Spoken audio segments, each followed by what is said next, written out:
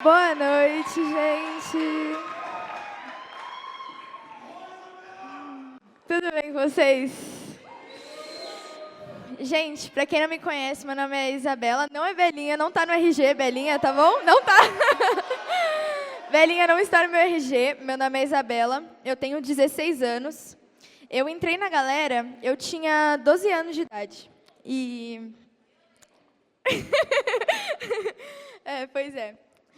Gente, hoje, se você estiver anotando, o que eu vou falar é sobre estarmos próximos ao coração de Deus. Quando o Lori me mandou a mensagem para eu vir ministrar a palavra aqui, eu falei assim, nossa, vai doer muito, mas eu quero que doa. Eu quero que doa muito, muito, muito, muito, muito, muito, muito. Eu quero assim, tipo, sair devastada, vir para cá de cadeira de rodas. Porque eu creio que a gente só consegue falar uma palavra se ela nos molda primeiro. Eu fiz um texto sobre... O nome do texto é Deus tem pressa. Ele escuta o nosso cântico de Maranata. E isso é mais uma prova de seu caráter. Misericórdia. Quantas pessoas passam por nós todos os dias? E por quantas pessoas temos parados? Deus quer sua casa cheia. Tem pessoas morrendo espiritualmente. De fome, de frio, doenças psicológicas. Mas a igreja não é um lugar de consolo para eles. Não estou falando da igreja Carisma, Quírios, eu estou falando de nós. Por muitas vezes, eles podem ter vergonha de entrar e não serem acolhidos. Uma mentira de Satanás. Mas será que isso é verdade? Como temos sido na rua? Talvez o mais próximo que aquela pessoa vai chegar de Cristo é você. Qual foi a última vez que paramos por alguém? Será que pelo menos nós olhamos para as pessoas como Jesus olharia? Com amor? Você pode não dar dinheiro, mas às vezes tudo que aquela pessoa na rua queria era conversar. Ela não vai ouvir o que você está falando, porque o estômago dela está vazio, o coração dela está doendo. Ela tem uma outra visão do mundo. As pessoas são espancadas na rua, e não estou falando só de pessoas em condições de rua, mas pessoas com fome e falta de esperança. É sobre isso que eu queria falar. Como eu disse, eu achei muito estranho. Eu falei, Deus, faz doer muito. Só que eu não me lembro exatamente o ano, mas desde que o Senhor me entregou que meu ministério era ser evangelista, eu senti no meu coração que Ele me chamou para ver as pessoas que a gente às vezes não vê. Nesse texto, eu quis dizer sobre... Eu trabalho numa avenida muito movimentada em São Paulo. E eu vejo quantas pessoas tem na rua, todos os dias. Todos os dias tem pelo menos uma pessoa que está largada no chão, que está com fome. Quando o pessoal aqui vai para o sertão, eles sempre voltam com a mesma coisa. Não dá para a gente falar de Jesus, porque elas estão com tanta fome que o estômago dela está vazio, a cabeça dela não tem mais esperança. A gente sabe que o Espírito Santo convence, mas a gente sabe também que essas pessoas estão com fome. Gente, desculpa se eu falar tremendo, eu estou um pouco nervosa. Tá? Abre comigo em 1 Coríntios 1:13.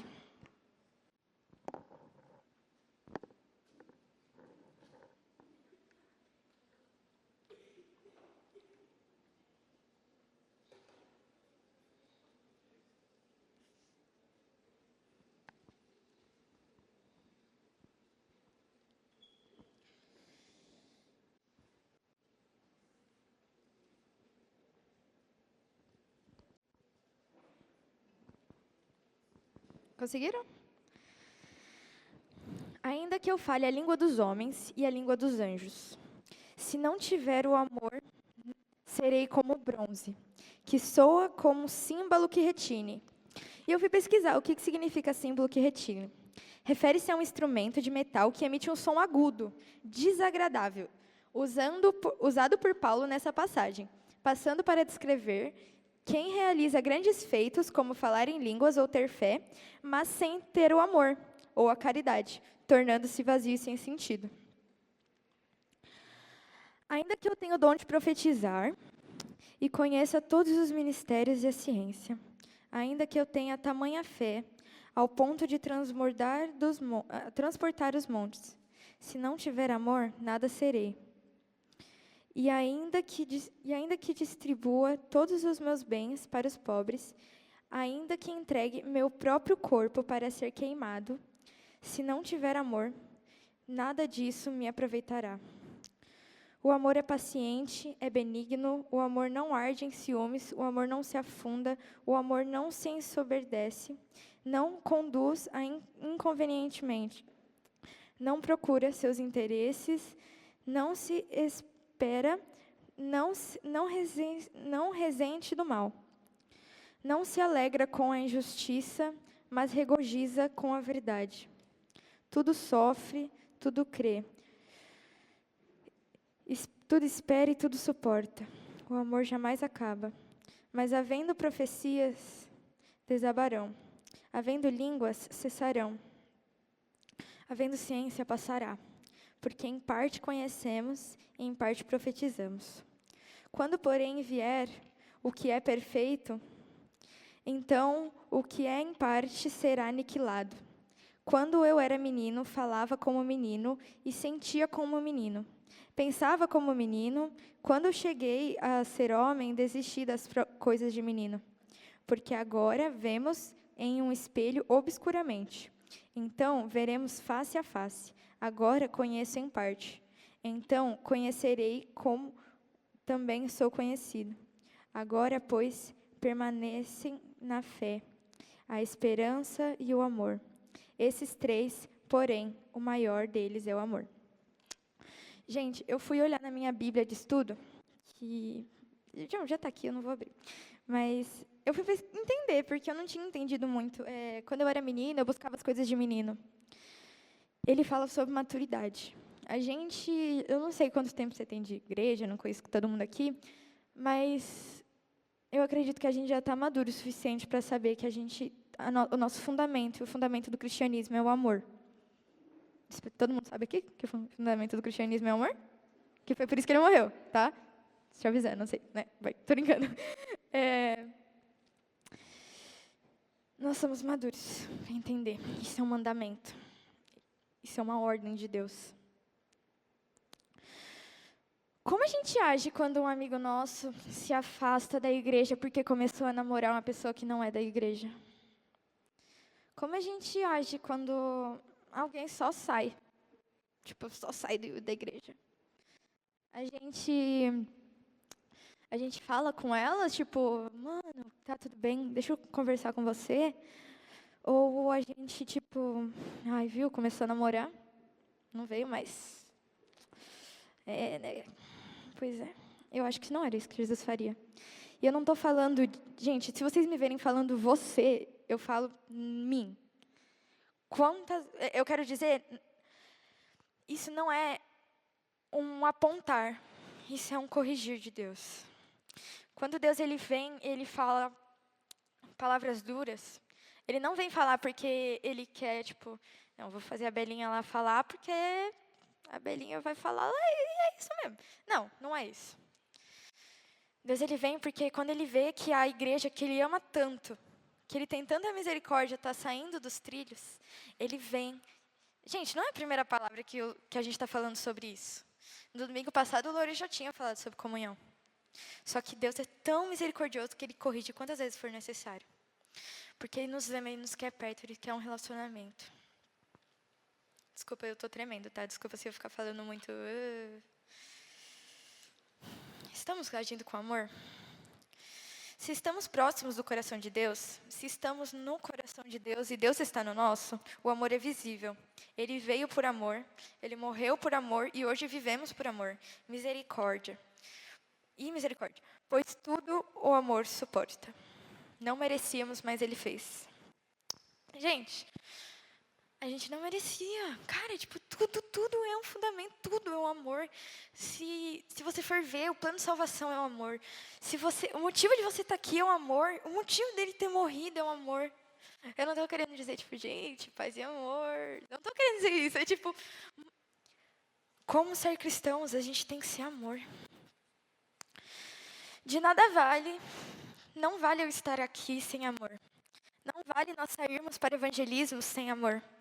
De nada vale ser cristão sem amor. Não dá para ser cristão sem amor, mas dá para ser religioso sem amor. Eu fui pegar algumas estatísticas, tá? Porque eu não quis falar o que, a cabeça da Belinha falou isso. Não. Eu quis falar o que são estatísticas. Quis falar sobre palavras. Não é o que eu acho, o que eu penso. É o que está acontecendo. Cerca de 83% da população brasileira se declara como cristã. Cerca de 70 milhões de brasileiros se declaram como cristão hoje. E mais para baixo, fala sobre violências. Quantas violências acontecem hoje? E eu vi também numa outra fonte, escrito Red, que falava: o Brasil provavelmente é o melhor exemplo de país que mostra o quão danoso e o fanatismo religioso são para a sociedade. Embora não seja um dano oficial, reflete na perseguição e de discursos, alimentam o medo e a violência. Acho que Jesus não veio para alimentar o medo e a violência. A gente é pequenos cristos, cristinhos, cristãos. É isso que Deus quer nos transformar. Se tem o discipulado, se tem o pastoreio, é porque tem uma pessoa madura o suficiente aqui na frente, que ela veio para pastorear. O Lore, ele é um pastor. Ele está pastoreando para nós possamos ser mini-cristos, nos conduzindo para o fraterno caráter de Deus. Porque uma vez eu estava conversando com um amigo, e ele falou assim: o que diferencia o mundo da igreja? É a misericórdia. Porque o mundo, quando um cara comete um assassinato um cara comete um assassinato com outra pessoa, se aquela mãe é cristã e ela realmente tem um coração próximo de Deus, ela vai falar: eu te perdoo. Eu te perdoo. Deus tenha misericórdia. Porque esse é o caráter dele. É a misericórdia, o amor e a misericórdia. O Brasil está sendo... O religiosismo, desculpa, eu não sei como eu pronunciei essa frase, mas o religiosismo é uma das coisas que mais estão alimentando a violência no Brasil. Isso não é o amor. Que evangelho que está sendo pregado?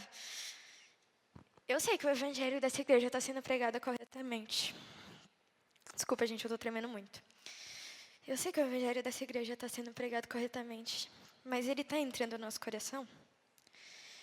E uma das características do religioso é que a gente pega o que a gente quer.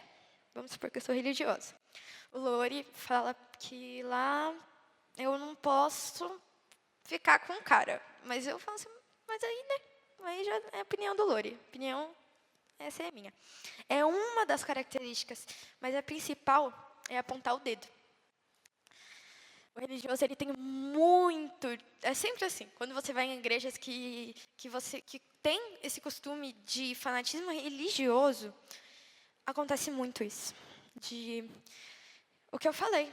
Uma pessoa se sai da igreja porque se machucou, ou às vezes conheceu um cara legal, mas ele não é cristão. Só que ela não entendeu isso, que, tipo... Gente, a gente se seduz pelo mundo. E é normal, mas Jesus, ele é misericordioso. E ele está aqui para segurar a nossa mão o tempo todo, de braços abertos. Porque se ele não tivesse, ele não viria com palavras duras. Ele viria com palavras de amor, carinho, né? Carinho, fofinho. Mas por conta do amor dele, ele vem com palavras que doem. Ele vem com uma correção dolorida. Gente, abre comigo em Atos 2:42, por favor.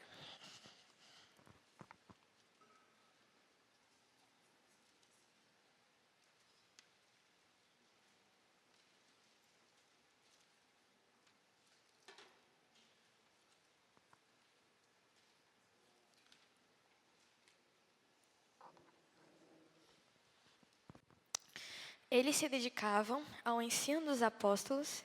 Vocês já acharam? Eles se dedicavam ao ensino dos apóstolos e à comunhão, a partir do pão e as orações. Todos estavam cheios de amor. Muitas maravilhas e sinais eram feitos pelos apóstolos. Os que criam mantinham-se unidos, tinham tudo em comum. Vendiam suas propriedades e bens e os distribuíram, conforme a necessidade de cada um. Todos os dias continuavam a reunir-se no pátio do templo. Partiam o pão em casa, junto participavam das refeições com alegria e sinceridade de coração, louvando a Deus, a simpatia de todo o povo. E o Senhor lhes acrescentava diariamente os que iam sendo salvos. O Lori pregou na última pregação dele sobre comunhão. E é isso que Deus quer dentro da igreja, comunhão. Ele não veio para fazer divisão dentro da igreja. Ele não quer que você não goste da pessoa que está do seu lado. Eu sei que eu posso machucar você. Eu posso mesmo. Eu posso falar uma besteira. Eu posso, como se quer, te ofender de uma forma de você entrar num namoro e eu não te apoiar. De você resolver tomar uma decisão e eu não te apoiar. Sendo que tudo que você precisava ali naquele momento era um apoio. E eu não estou falando que nem tudo eu preciso concordar. E você também não precisa concordar com tudo. Mas a gente pode apoiar uns aos outros. Porque era isso que, desde os mandamentos, Deus mandou a gente fazer. Ele sempre mandou isso. Ele sempre mandou. Estejam unidos. E eu fui pesquisar sobre o que era comunhão na igreja no Google. Né? Fui perguntar, o que é comunhão na igreja? E ele falou, a comunhão significa compartilhar a fé, a vida e o amor fraterno com os outros irmãos. Não se trata apenas de estar presente no culto, mas viver um relacionamento de cuidado, apoio e unidade. Como os primeiros cristãos descritos em Atos 2. Gente, até o Google sabe. Até o Google sabe que a comunhão é tipo, é você estar junto com a pessoa que está do seu lado. Tipo, a pessoa que está do seu lado, não sei se você ama ela realmente de, eu conheço você, eu te amo. Mas você ama ela em Cristo, né? Amém? Amém? É isso que Deus quis trazer. É sobre comunhão, sobre estarmos juntos uns com os outros. Sobre a gente ser a igreja, ter misericórdia uns dos outros, ter amor uns pelos outros. Não precisa abrir, tá? Mas em Mateus 24, ele fala, por conta do aumento da iniquidade, o amor de muitos se esfriará. Mas que isso não aconteça entre nós, pois o nosso coração estará próximo de Deus. Nós somos cristãos, certo?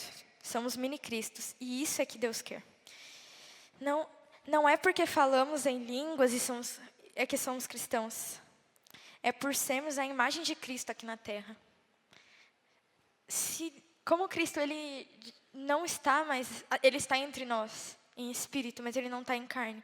E ele confia essa missão em nós. Em pregar o evangelho para toda criatura, para que todo aquele que nele crê não pereça, mas tenha vida eterna. Gente, é só o nosso maior mandamento. Se eu falar vocês ou você, por favor, dá um grito, porque é nós. Não é você nem vocês. É nós, é a igreja.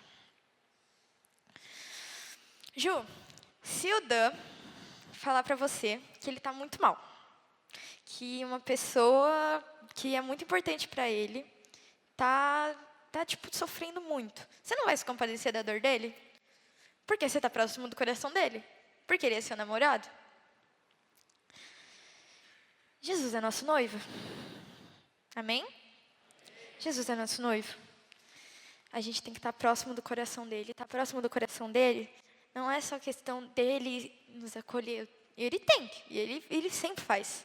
Ele nos acolhe o tempo inteiro. Mesmo se você estiver próximo e distante de Deus, ele sempre vai te acolher e sempre vai estar ali para entender e se compadecer da sua dor. Só que a partir do momento que nós nos tornamos cristãos maduros e nós também aceitamos a responsabilidade que é ser cristão, que não é vir para o culto todo domingo, mas que sim é espalhar o evangelho para toda criatura. E não é só de evangelismo, não é tipo, tá bom, amanhã eu tô lá na Praça Roosevelt, amanhã Nick Moretti, esquece, hoje sou maior, mano, eu vou ter um testemunho maior que o Nick Moretti, não é isso. É simplesmente a gente só ser cristãos todos os dias. Gente, eu conheço pessoas que não são cristãs e têm um amor muito maior que muitos cristãos. Têm um carinho, uma misericórdia maior do que muitos cristãos. Porque já foram muito machucados também.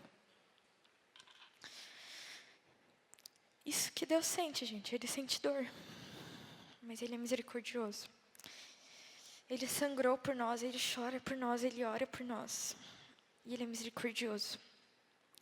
Abre para mim em João 17, por favor.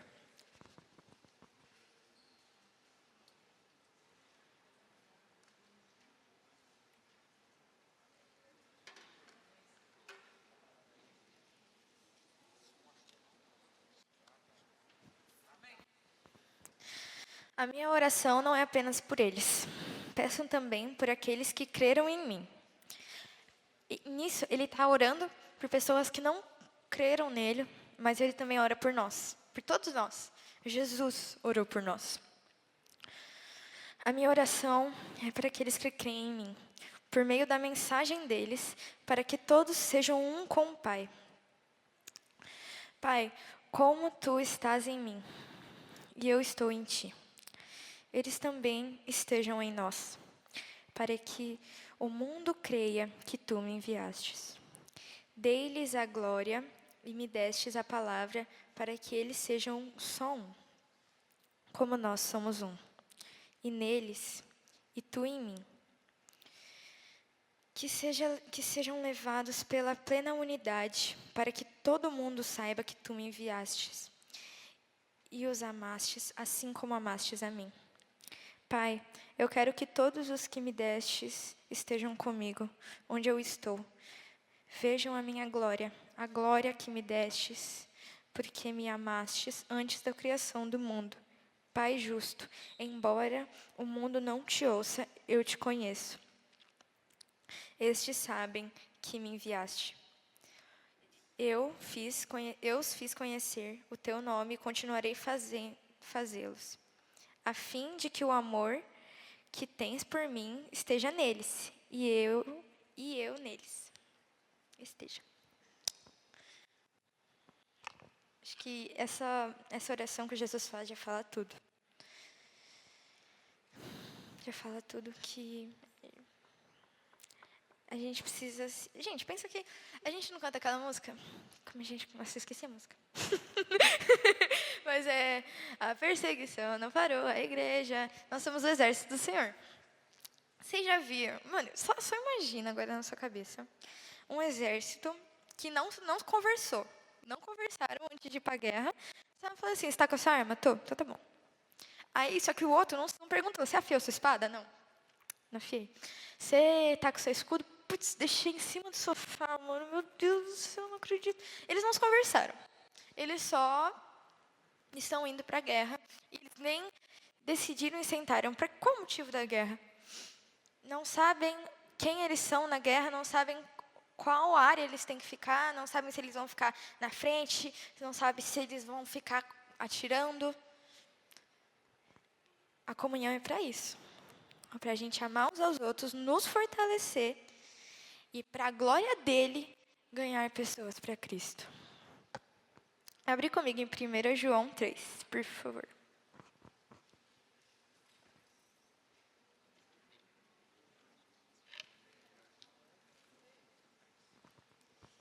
É 3:11, tá? Desculpa, esqueci de falar.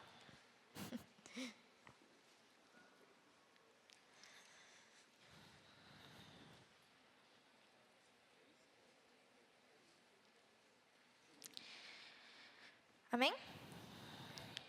Essa é a mensagem que vocês ouviram desde o princípio, que devemos amar uns aos outros. Não seja como Caim, que pertence ao maligno, matou seu próprio irmão. E por que matou? Porque as suas obras eram más, e as dos seus irmãos eram justas. Não se admirem, meus irmãos, se o mundo os odeia, sabemos que passamos da morte para a vida, porque amamos os irmãos. Quem não ama pertence na morte, e quem odeia o seu irmão é assassino. E vocês sabem que nenhum assassino permanece na vida eterna. Dessa forma, conhecemos o que é o amor de Jesus, que deu a vida por nós. Devemos dar a nossa vida pelos nossos irmãos.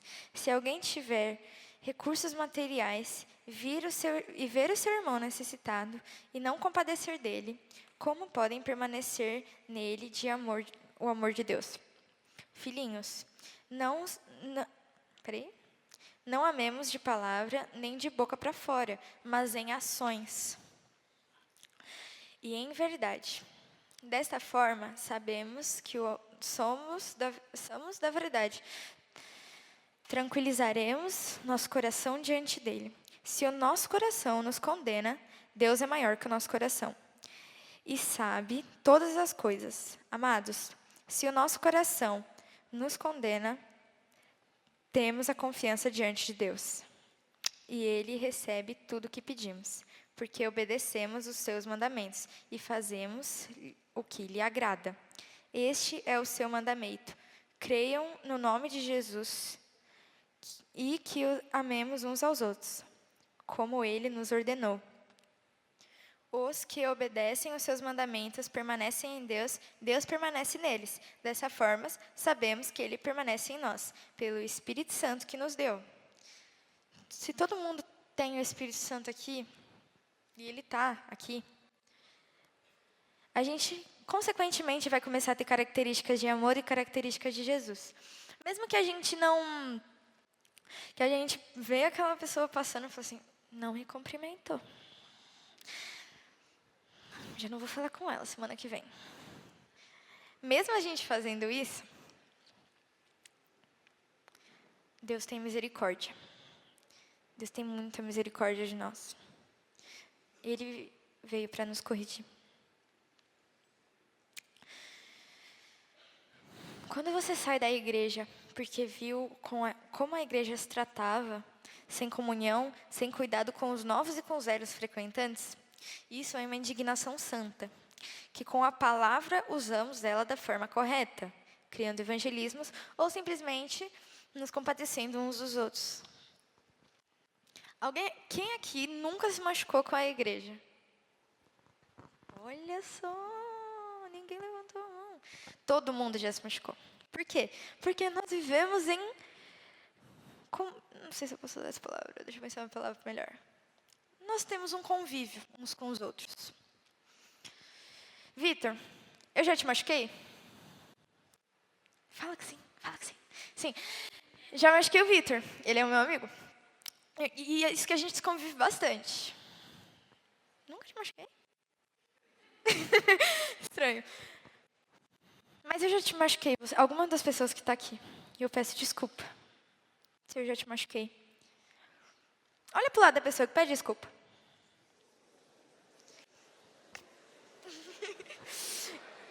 Isso não tem que ser...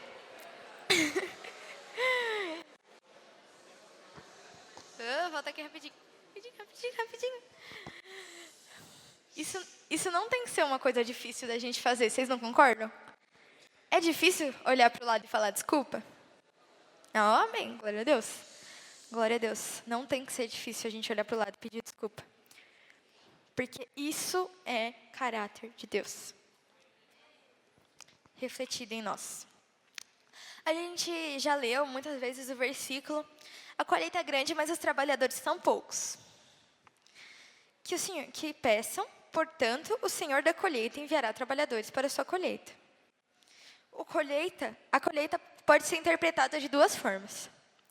A colheita pode ser interpretada como os trabalhadores são os pastores, mas também, e nós somos a colheita, mas também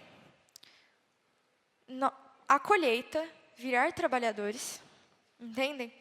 A gente não precisa só trabalhar quando a gente está aqui dentro. O trabalho, ele não está só aqui dentro. Ele está lá fora. E não é tipo da gente simplesmente chegar numa pessoa no meio da rua, colocar a mão no ombro da pessoa e falar assim, Jesus te ama. Tchau. Não, não é isso. A pessoa ela vai ficar tipo assim, que povo louco, né? Esses crentes meio esquisito mesmo. Como diz a Bruna Moretti, seja estranho, mas não seja esquisito. Eu acho que é isso que ela fala, se eu errei a ordem. Ele não vai mandar. Vamos chutar que tem 450 pessoas nesse salão. Porque mais ou menos eu acho que essa é a média que a gente tem na galera hoje. Chutando muito, chutando mesmo, nunca contei. Ele não vai mandar mais pessoas para a igreja para elas se machucarem. Ele não vai mandar mais pessoas se elas vierem para virar estatística de como a igreja tem machucado as pessoas. Ele não vai mandar. Porque ele é misericordioso. Olha esse amor. Olha esse amor. Ele nos ama tanto, tanto, que ele sabe que tem certas coisas que ele não pode fazer.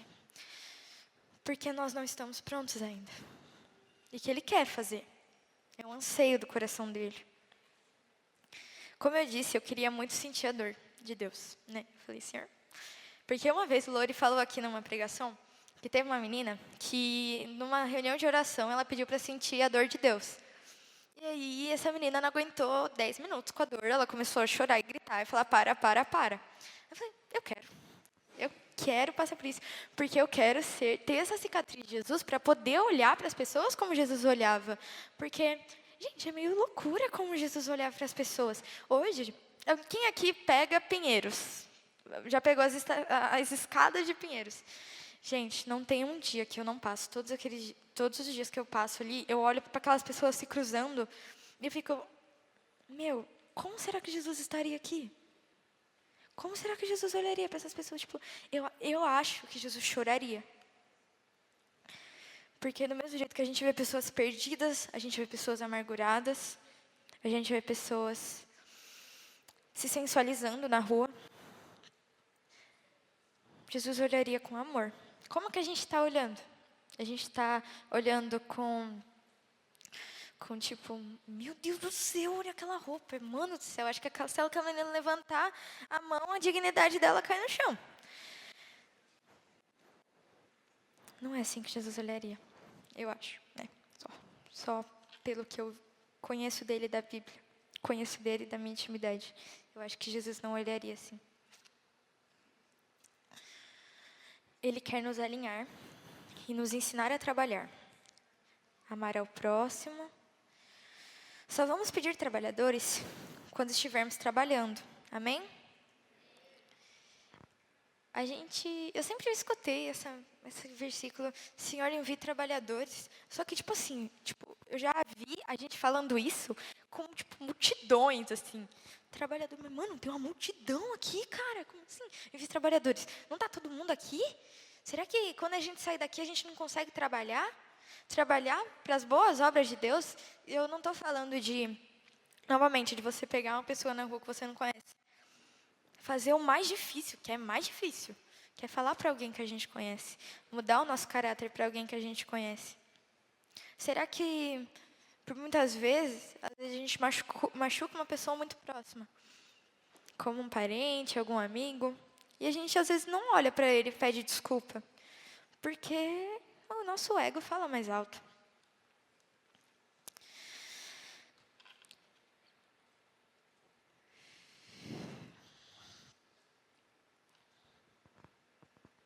Não nos vale, eu vou repetir isso, porque eu acho muito importante. Se você está anotando, anota isso. Não vale sairmos em evangelismo sem amor. De nada vale ser cristão sem amor. Não dá para ser cristão sem amor, mas dá para ser religioso. O nosso coração, ele está religioso ou ele está cristão? Como eu disse, eu peço desculpa se a igreja já te machucou. Que a igreja já me machucou também. Eu já saí por conta de ter me machucado. Mas Jesus me buscou. E ele me buscou triste. Desculpa. Tá tudo bem. Ele quer nos alinhar. E ele vai nos alinhar.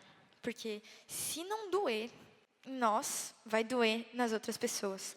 Nós temos a palavra de vida eterna. Nós já temos nossa salvação. A nossa esperança hoje, eu acredito que para todos nós, pelo menos para mim é a eternidade. E das outras pessoas, qual é a esperança delas? E aquelas pessoas que estão na rua com fome, qual a esperança delas? A maioria das pessoas que eu já parei na rua para conversar, assim, nenhuma delas eu dei dinheiro. Assim, já dei, mas a maioria, não. A maioria eu só sentei e conversei com eles. E eu senti um terço, um pouquinho da dor que Deus sente. Porque é isso que Ele sente. Você já imaginou?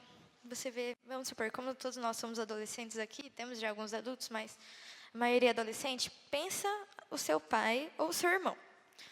Você passa por ele na rua, você ama ele de paixão, ele simplesmente some.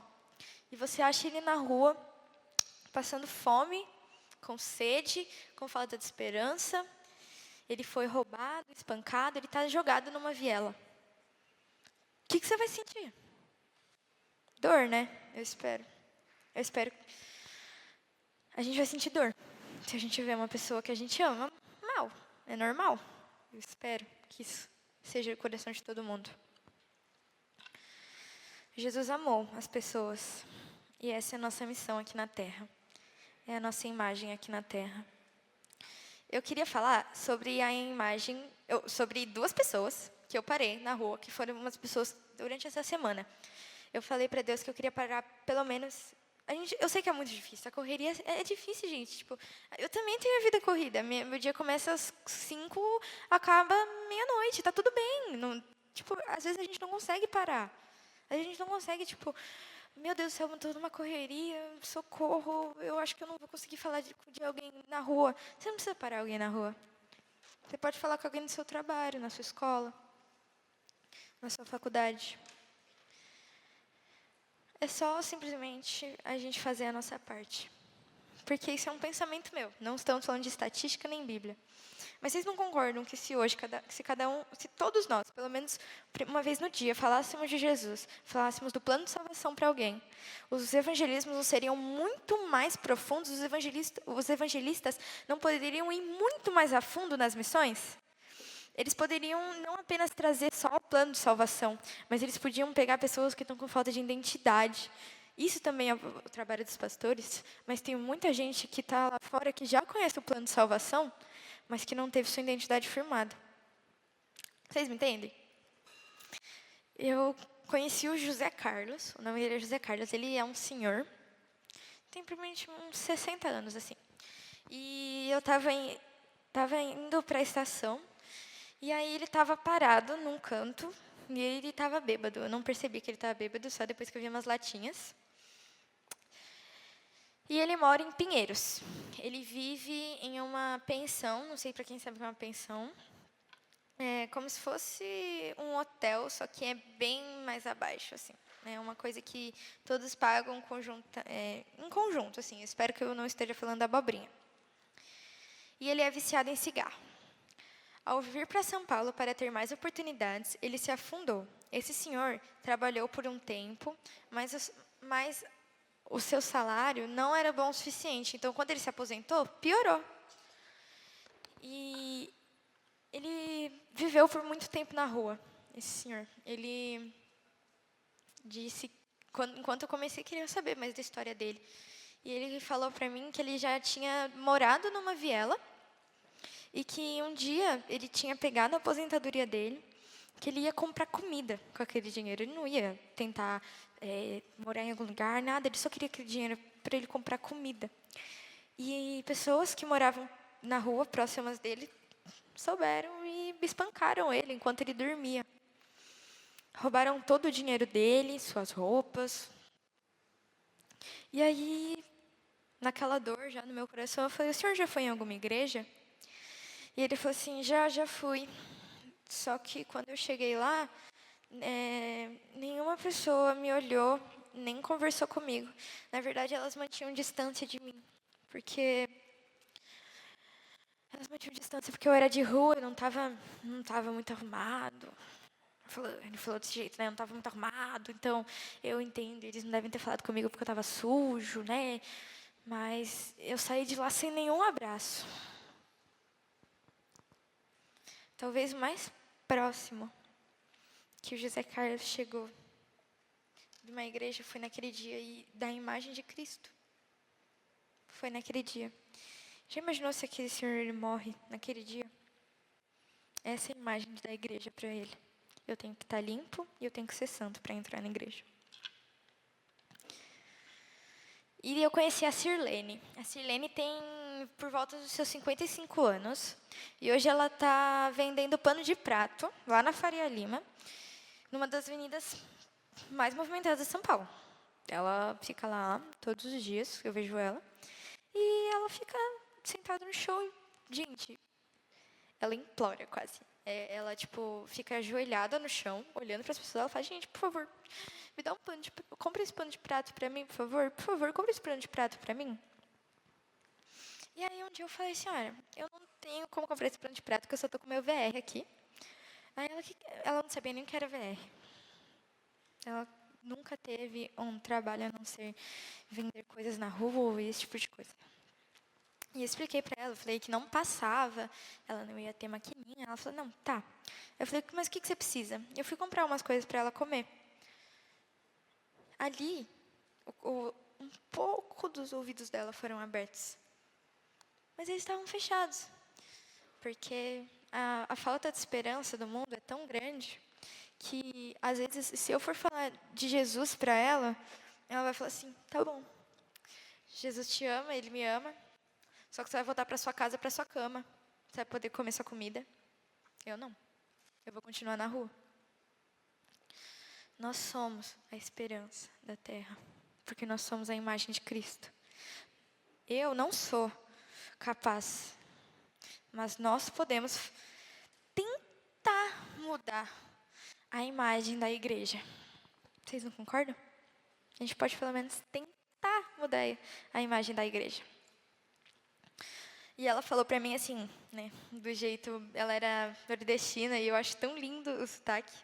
E ela falou pra mim assim, nossa, um monte de engravatado passa por mim todos os dias. Tem umas mulheres aqui que o salto delas, nossa, eu fico com medo de me furar.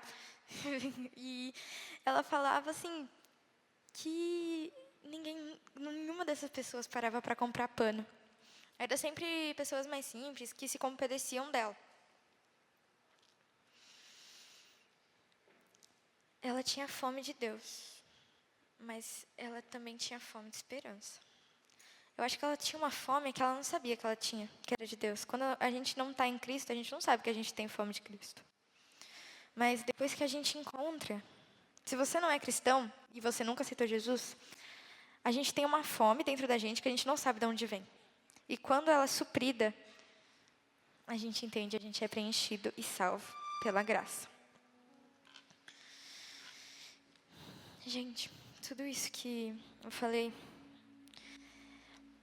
era no sentido de, isso não é porque Deus ele quer nos machucar ou algo do tipo. Mas isso é porque Deus amou tanto a gente que se Ele precisar vir aqui hoje e fazer doer no seu coração, Ele prefere que faça doer no seu coração qualquer coisa que Ele disser do que perder mais um filho. Vamos supor que você tem filhos e eles começam a se perder, pessoas começam a pegar eles. Você não vai ter um cuidado maior com eles? Você não vai fazer com que eles tenham a maior segurança do mundo para que eles não sejam levados? Mesmo que eles não gostem de ficar presos em casa, mesmo que eles não gostem de você ter que ficar ligando para eles toda hora, como a minha mãe faz.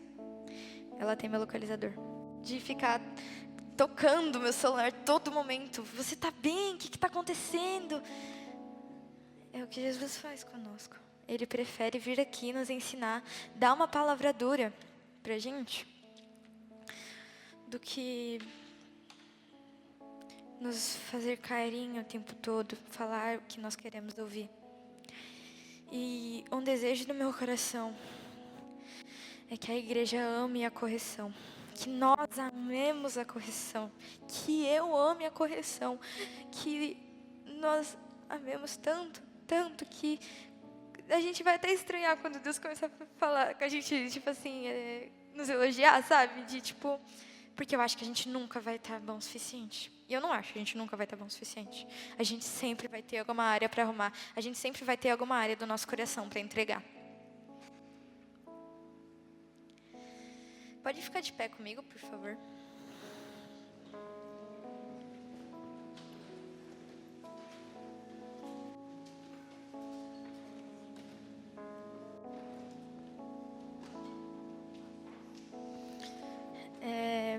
Como... Eu não lembro se eu já disse isso. Minha memória é muito falha, gente, desculpa.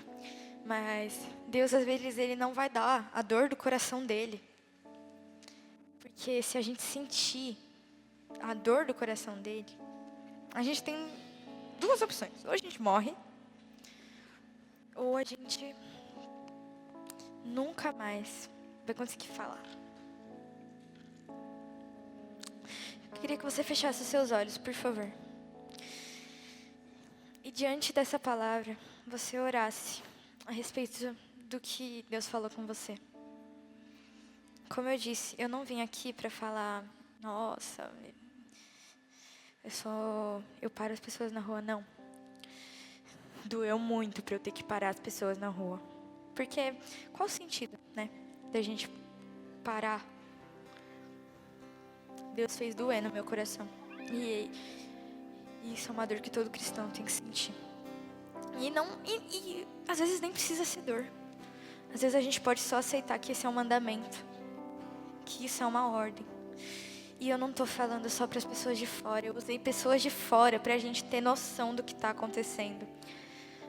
Mas olha para as pessoas de dentro também. Às vezes tem gente aqui dentro que está passando por tanta coisa que não tem noção que nós podemos ajudá-las. Talvez você pode estar passando por uma coisa difícil. Talvez você pode ter tentado se suicidar. Mas tem gente aqui, tá? Desculpa. Desculpa se a gente te machucou. É que a gente é humano ainda. A gente é perdoado, a gente é cristão, a gente tenta ser melhor. Mas a gente não é. Desculpa. Se você tá com o coração machucado agora, eu queria que você fizesse essa oração. E se você também não está com o coração machucado, eu queria que você fizesse essa oração. Jesus, o teu mandamento é esse, Pai. Amei-vos uns aos outros. Senhor, eu já me machuquei muito, Pai. Senhor, nós já nos machucamos muito, Jesus. Senhor, eu já machuquei uma pessoa, Jesus.